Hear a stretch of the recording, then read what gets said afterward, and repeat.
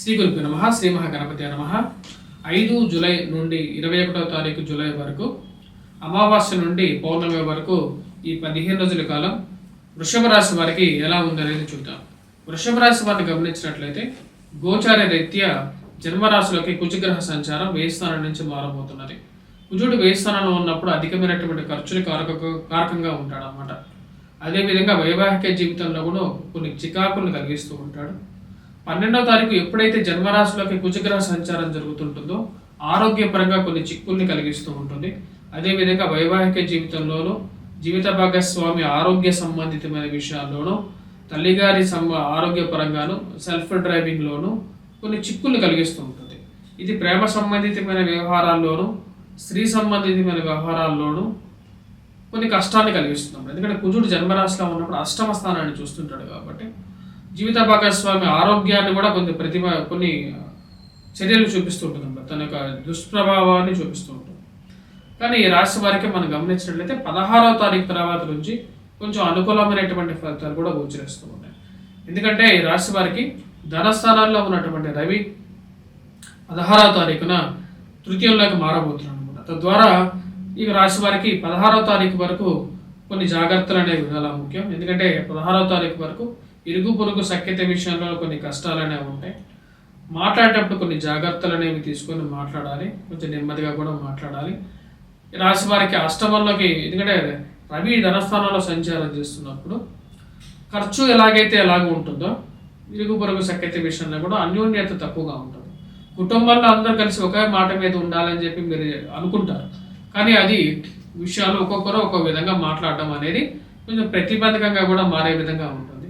ధనస్థానాల్లో ఉన్నటువంటి రవి అష్టమ దృష్టి అంటే సప్తమ దృష్టి ఉంటుంది, అంటే ఈ రాశి వారికి అష్టమం అవుతుంది అన్నమాట. తద్వారా జీవిత భాగస్వామి ఆరోగ్య సంబంధితమైన విషయాల్లో కూడా ఈ యొక్క ప్రభావం అనేది ఉంటుంది. రవి తన యొక్క మార్పు అనేది 16వ తారీఖున మారబోతున్నాడు అనమాట, తృతీయంలోకి మారబోతున్నాడు.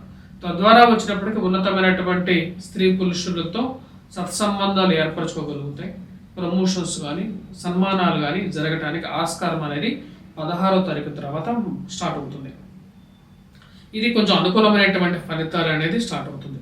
కాబట్టి మొదటి వారంతో కంపేర్ చేసుకుంటే మొదటి వారంలో గ్రహస్థితి రీత్యా కొంచెం మిశ్రమమైనటువంటి ఫలితాలుగానే చెప్పవచ్చు. ఎందుకంటే జన్మరాశిలో ఉన్నటువంటి కుజుడు తన యొక్క మార్పు జన్మరాశిలోకి మారుతున్నాడు అనమాట. కుజుడు 1000 స్థానం నుంచి అది అంత యోగ్యాన్ని ఇవ్వదు.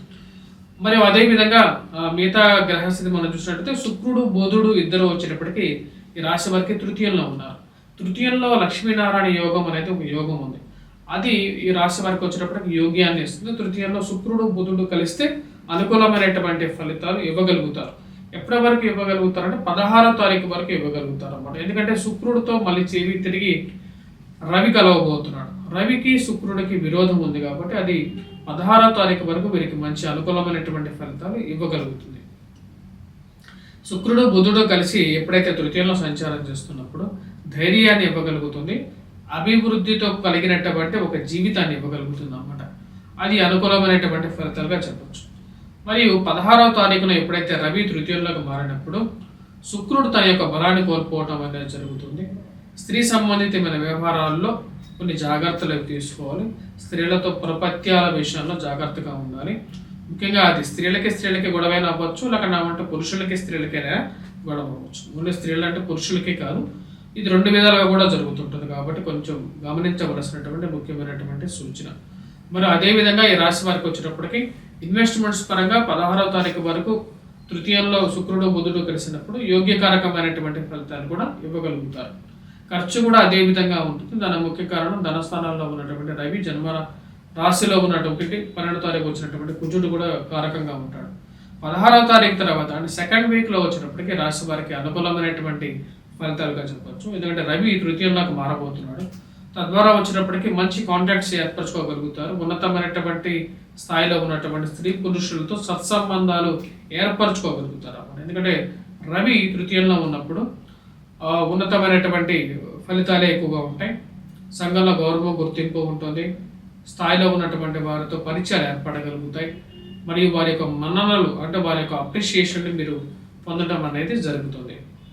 ఇది సానుకూలమైనటువంటి ఫలితాన్ని ఇవ్వగలుగుతుంది.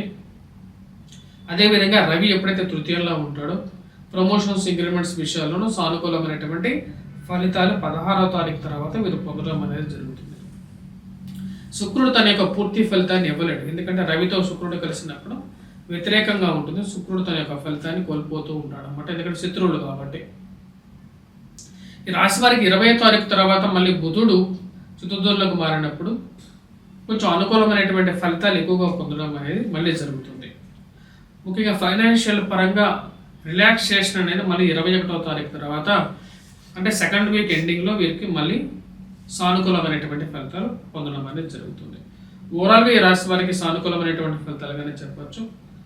ముఖ్యంగా స్త్రీ సంబంధితమైన విషయాల్లో కొన్ని జాగ్రత్తలు సెకండ్ వీక్లో తీసుకోవాల్సినటువంటి ముఖ్యమైనటువంటి సూచన.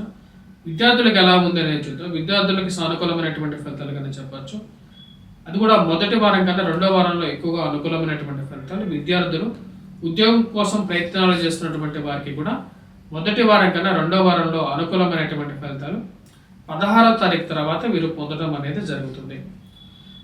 ఈ రాశి వారికి ఖర్చు పెట్టే విషయంలో కొన్ని జాగ్రత్తలు తీసుకోవాలి, దుర్వ్యయాన్ని తగ్గించుకోవాలి. అంటే అధికమైనటువంటి ఖర్చులు తగ్గించుకోవడానికి ప్రయత్నం చేయాల్సినటువంటి ముఖ్యమైనటువంటి సూచన. మరియు అదేవిధంగా సంతాన సంబంధితమైన విషయాల గురించి ప్రయత్నం చేస్తున్నటువంటి వారికి కూడా అంత సానుకూలమైనటువంటి ఫలితాలు లేవు.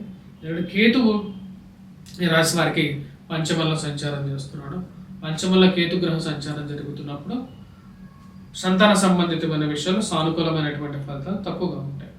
ఈ రాశి వారు చేసుకోవాల్సినటువంటి ముఖ్యమైనటువంటి పరిహారాల్లో ముఖ్యంగా ఈ రాశి వారు వినాయకుడిని ఎక్కువగా పూజించినట్లయితే సానుకూలమైనటువంటి ఫలితాలు పొందడం అనేది జరుగుతుంది. మరియు అదేవిధంగా శని ఈ రాశి వారికి రాజ్యస్థానాల్లో సంచారం చేస్తున్నప్పుడు ఉద్యోగాల్లో కొంచెం ఒత్తిడి ఎక్కువగా ఉంటుంది అన్నమాట. ఆ విషయాన్ని గమనించాల్సినటువంటి ముఖ్యమైనటువంటి సూచన. అదేవిధంగా మీరు పరిహారంగా వెంకటేశ్వర స్వామి ఆరాధన అనేది చేయాల్సినటువంటి ముఖ్యమైనటువంటి సూచన. రాశివారు ఈ యొక్క పరిహారాలు చేసుకోవాలి. విద్యార్థులకు ముఖ్యంగా వచ్చినప్పటికీ దత్తాత్రేయ స్వామి ఆరాధన చేసుకున్నట్లయితే సానుకూలమైనటువంటి ఫలితాలు పొందడం అనేది జరుగుతుంది. ఈ రాశివారి వివాహ ప్రయత్న సంబంధితమైన విషయాల గురించి మనం చూసినట్లయితే వివాహ ప్రయత్న సంబంధితమైన ఫలితాలు వాటి గురించి చేసేటువంటి ప్రయత్నాలు అనేది మొదటి వారంలో 12వ తారీఖు వరకు కొంచెం సానుకూలపడడానికి అవకాశం అనేది గోచరిస్తూ ఉన్నది. ఎందుకంటే జన్మరాశిలోకి గురువు కూడా ఉన్నాడు. కుజుడు ఎప్పుడైతే ఈ యొక్క రాశి వారికి జన్మరాశిలోకి రాకముందు కొంచెం ఎక్కువగా సానుకూలమైనటువంటి ఫలితాలు వివాహ ప్రయత్నాల గురించి చేసినట్లయితే అనుకూలంగా ఉండబోతుంది. స్వస్తి.